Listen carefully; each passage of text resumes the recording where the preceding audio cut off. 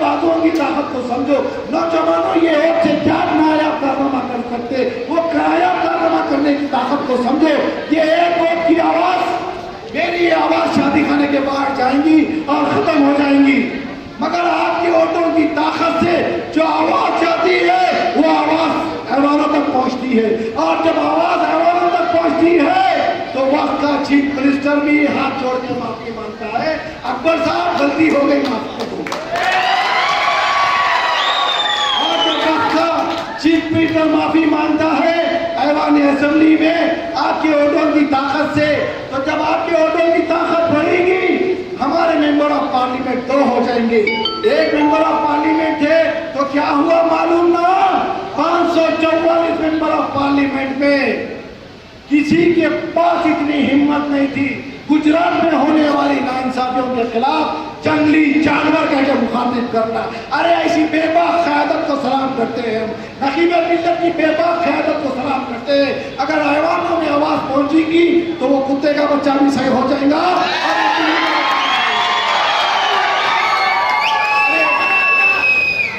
ये हिंदुस्तान हमारा है, ये हिंदुस्तान हर हिंदुस्तानी का है। जब वक्त आया आजादी का तो हमारे भी आबो अजदाद ने सरों के नजरानों को पेश किया, हमारे अपने सिरों को पेश किया पुलिस के गोलियां खाने के लिए। ये हिंदुस्तान जो आजाद हुआ बड़ी मुश्किलों के बाद आजाद हुआ।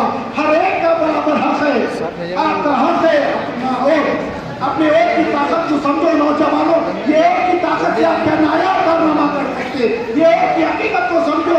ये एक वोट है मगर मुल्क के मुकद्दर को बदल सकते हैं आप। ये एक वोट है, हिंदुस्तान में अक़लियतों के साथ जो नाइंसाफी हो रही है उस मुकद्दर को बदल सकते। 65 साल से दलित भी परेशान है, क्रिश्चियन भी परेशान है और मुसलमान भी परेशान है। हर चीज में हमको पीछा रखा गया।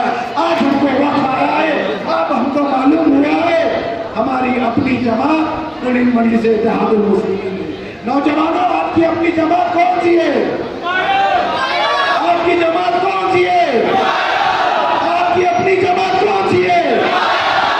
जब आपकी जमात है MIM तो आपका वोट भी MIM। आप अपनी जमात को एक वोट डालेंगे, हर इंसान को एक वोट का फर्ज है, एक वोट का हक है, सही बात है ना? मगर एक बात बोलता हूं मैं, 30 तारीख के दिन 4 शुबा आ रहा, 30 तारीख के दिन 4 शुबा आ रहा, और पुरानी कहावत है 4 शुबे के दिन हर काम 4-4 बार होता है। समझा? 4 याद ताकत से होता। पुरानी बातें सुने ना आप लोग, बुजुर्ग हजरात बचपन में बोलते थे 4 शुबे को करे तो 4-4 बार करना पड़ता बोलते। देखो हम क्या करेंगे 4 बार, और हम लोग ऐसे बातों पे बहुत विश्वास रखते हैं। 4 गुना ज्यादा ताकत से काम करना है।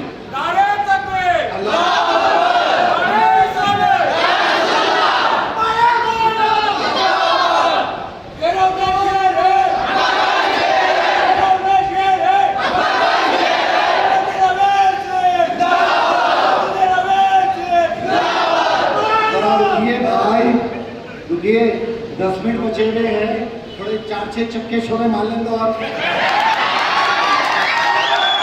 उनको को तकलीफ हो रही होंगी कि परमिशन कहीं नहीं मिला, MIM को शादी खाने में परमिशन मिलता है, बस्तियों में मिलता, वो भी इतना मजमा पैसा आता है, इतना मजमा पूछे।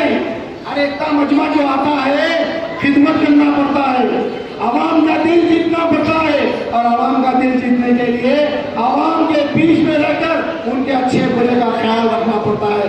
नौजवानों, दारुसलाम के दरवाजे हमेशा खुले मिलेंगे आपको।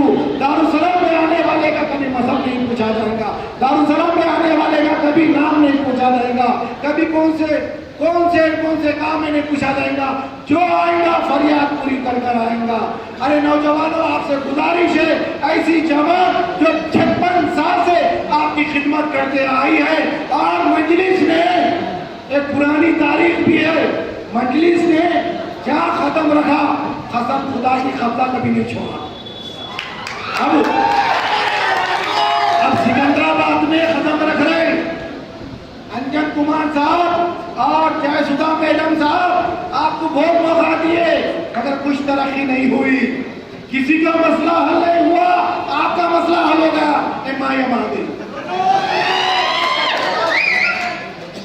अरे इस मुल्क के सेक्युलरिज्म को हमको बचाना है। मोदी जैसे शख्स के साथ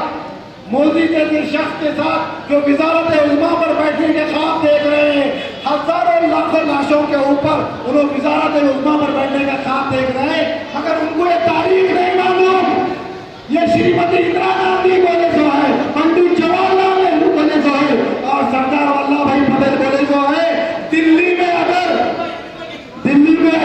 किसी माइके लाल को हुकूमत बनाना है तो बगैर मियां भाई की सपोर्ट के दिल्ली में हुकूमत नहीं है।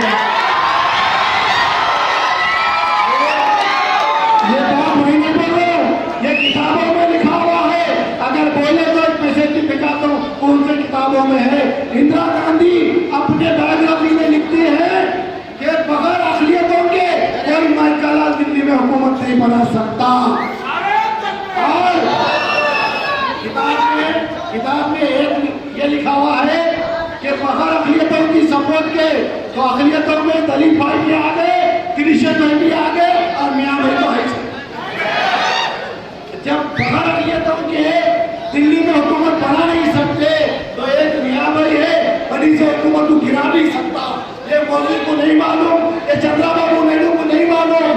ये याद रखो, मुसलमान तुम्हारे से सब नफरत करता है, इस वजह से नफरत करता है कि तुम गैर इंसानी हरकत करे, बेखुदूर लोगों को मारे। वो मंदिरों को नहीं भूल सकते, याद रखो मुसलमानों, याद रखो दलित भाइयों, याद रखो क्रिश्चियन भाइयों, आज वक्त का तकाजा है, हमको आपस में मिलकर रहना है, और आपस में मिलकर रहकर एक इतिहास को कायम रखना है, एक इतिहास को रखना है। और ये इतिहास से हमको सिकंदराबाद मेंबर ऑफ पार्लियामेंट की सीट हर हाल में चाहिए। सिकंदराबाद हल्के की MLA की सीट हर हाल में चाहिए। क्या आप लोग तैयार हो? वहां पे कुछ भी नहीं है, वहां देखो, वहां पे कुछ भी नहीं है, जो है इधर ही है, और जो होगा इधर से होगा। याद रखो, डरने और घबराने की बात नहीं है, वैसे भी पुरानी बात है।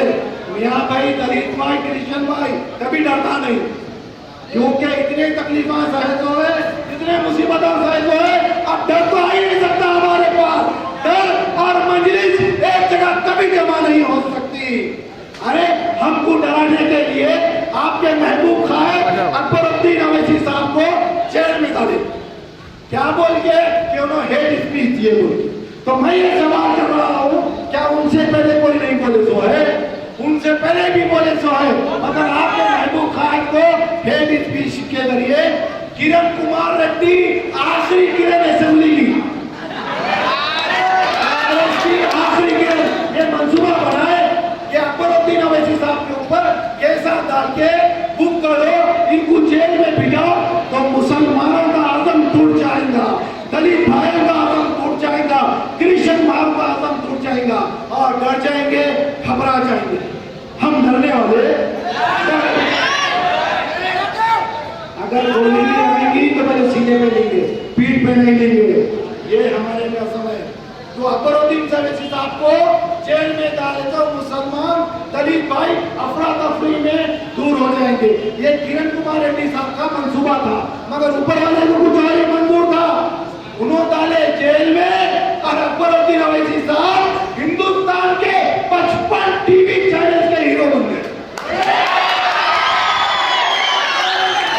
देखो तुम्हारी सोच कैसी थी, ऊपर वाले को कुछ और ही मंजूर था। आज मंडी से इत्तेहादुल मुस्लिमीन हिंदुस्तान के कोशे कोशे फैलने जा रही है। हिंदुस्तान के 25 को खयूर नौजवानों की क़यादत करने मंडी से इत्तेहादुल मुस्लिमीन निकल रही है। ये इलेक्शन के बाद नवंबर में फिर इलेक्शन है, कर्नाटक में और महाराष्ट्र में, और दुनिया देखेगी कर्नाटक की असेंबली में और महाराष्ट्र की असेंबली में मंडी से इत्तेहादुल मुस्लिमीन के जाबाज कायदीन रहेंगे और आवाज वहां पर भी उठाएंगे। आज मजलिस हिंदुस्तान के कोशे कोशे में फैलने निकल रही है। नौजवानों, इतिहास से रहो, मोहब्बत से रहो, मिल के रहो, और 30 तारीख के दिन सुबह उठना, भूखे पेट जाके वोट डाल के आना। घरों में नाश्ता नहीं मिलेगा, पहले एक डालना उसके बाद नाश्ता मिलेगा, एक रोट की तरह नहीं होना।